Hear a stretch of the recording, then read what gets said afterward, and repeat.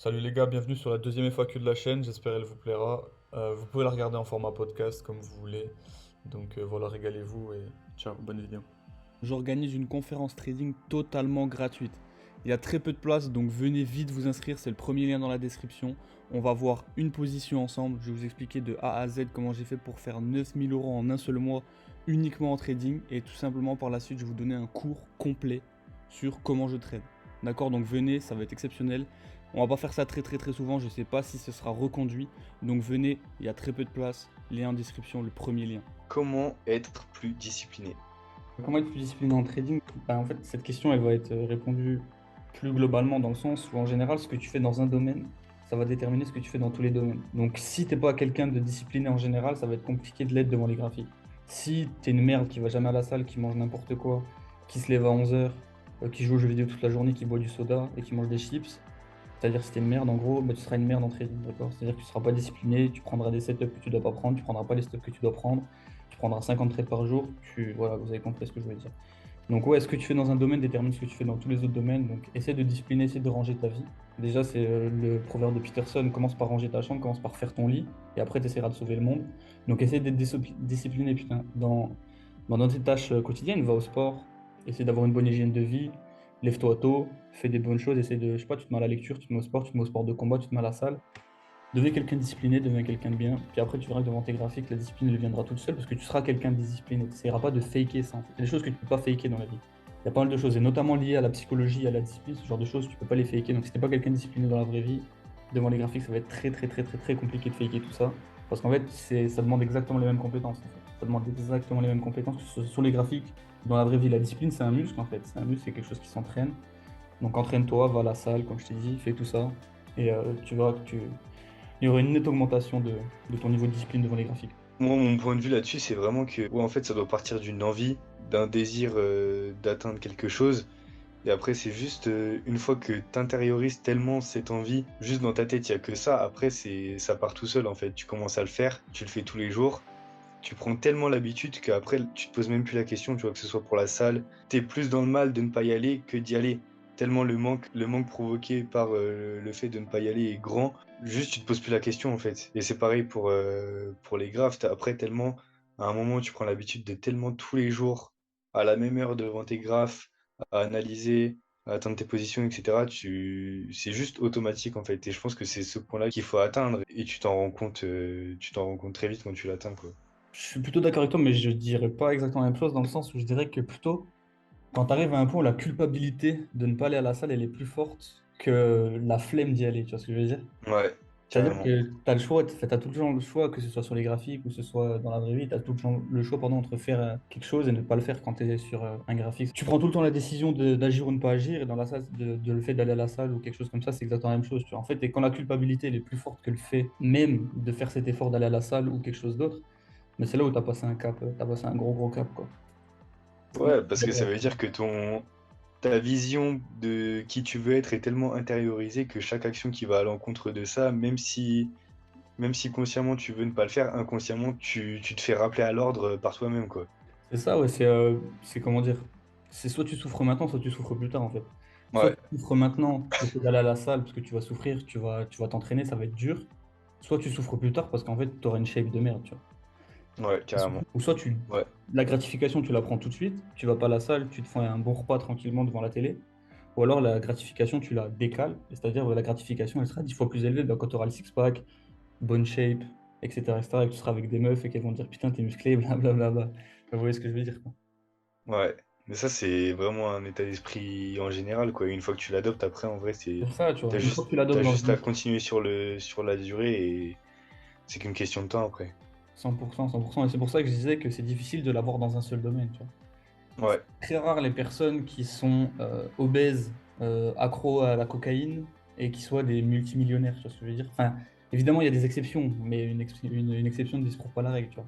Donc en général, quand tu es discipliné dans un domaine, tu vas aller plus facilement dans les autres. C'est pour ça que je dis ça par rapport au trading.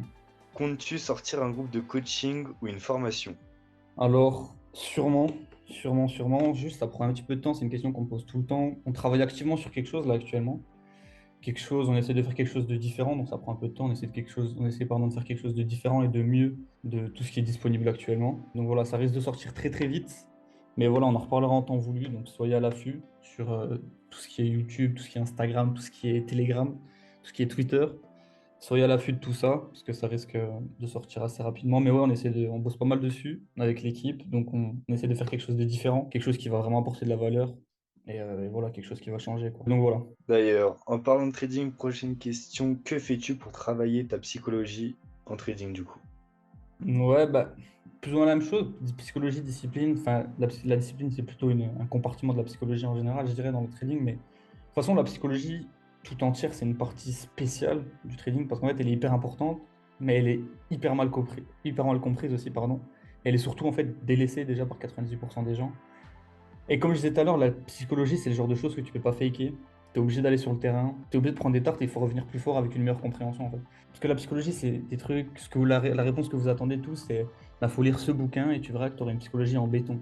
En fait, tu as beau lire tous les bouquins du monde sur la psychologie, tant que tu vas pas sur le terrain, tant que tu vas pas prendre les droits de toi-même, tant que tu vas pas faire les erreurs toi-même, même là, j'ai beau vous dire n'importe quoi, j'ai beau vous dire de tous les conseils du monde, tant que vous n'avez pas fait les erreurs vous-même, ça va être compliqué. En fait, tu comprends que vraiment quand tu es dans la merde et la psychologie, c'est exactement la même chose. Tu peux pas faker. Évidemment, je peux vous conseiller des livres. Lisez Trader dans la zone de Marc Douglas. Lisez, je sais pas quoi, bouddhiste, là, le trader bouddhiste, et que ça, c'est des putains de livres sur la psychologie, je suis d'accord. Mais encore une fois, ça reste de la connaissance partielle. C'est des choses c'est beaucoup mieux d'apprendre directement sur le terrain.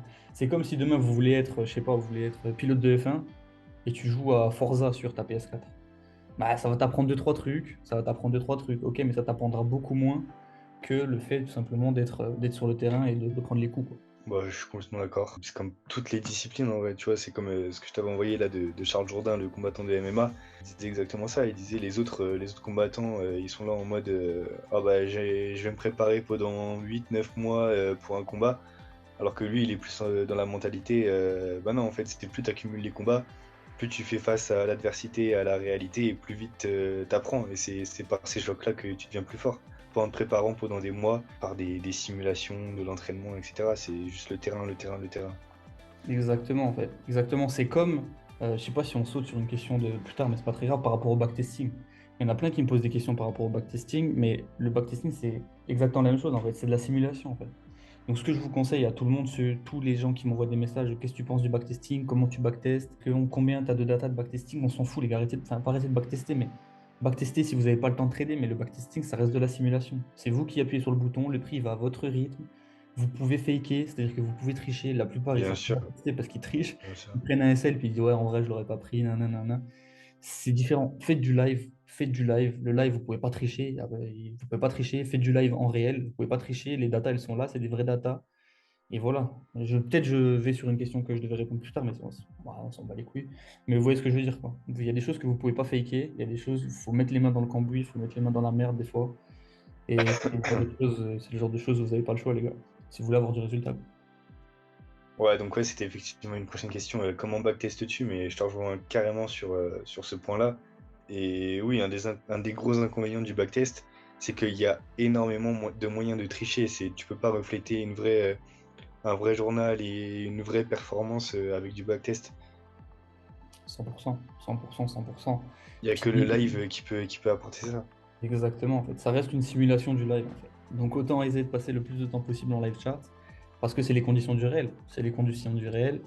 Et voilà, le backtesting, ça imite plus ou moins bien les conditions du réel, mais ça reste une imitation. Et quand vous serez devant votre graphique en live en réel, ou devant votre challenge FCMO, ou devant votre challenge je ne sais quoi, bah, les gars, ce ne sera pas vous qui devrez cliquer sur le bouton, le graphique il bougera tout seul, et il va falloir répondre présent, quoi. Donc voilà.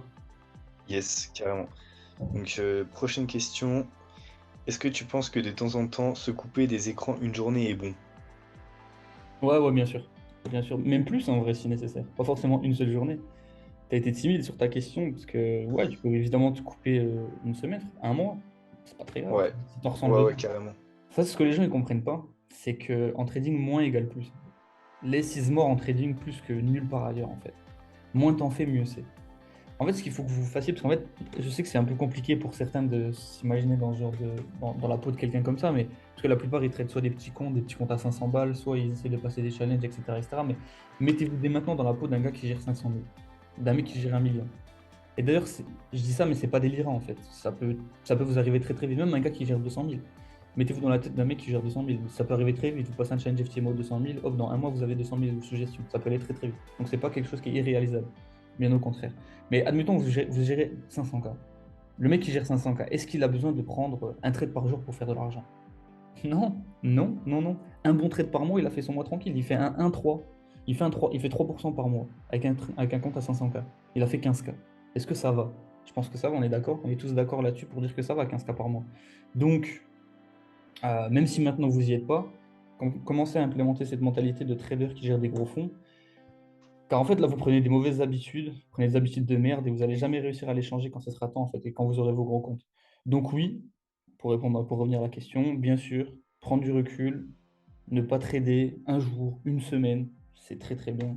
Et voilà, si tu ressens le besoin de prendre un jour de repos, c'est que tu dois prendre un jour de repos. Carrément, carrément, ouais, je te rejoins carrément là-dessus. Que ce soit se couper des graphes et prendre du recul par rapport à son trading et aux graphes, déjà ça, c'est sûr que ça va apporter énormément de positifs. Mais même juste de couper les écrans, je sais pas si c'était dans le sens couper les écrans en mode couper les graphes, tu vois, mais même couper les écrans en général, et c'est quelque chose qui fait énormément de bien et on s'en rend pas compte tant qu'on l'a pas fait en fait, tellement on est absorbé par le téléphone, par les réseaux, etc. J'avais pas pris la question sous cet angle-là, tu vois. Mais ouais, évidemment, évidemment, c'est quelque chose de bien aussi. Moi, je le fais rarement, je vais pas vous mentir, je suis un peu un accro.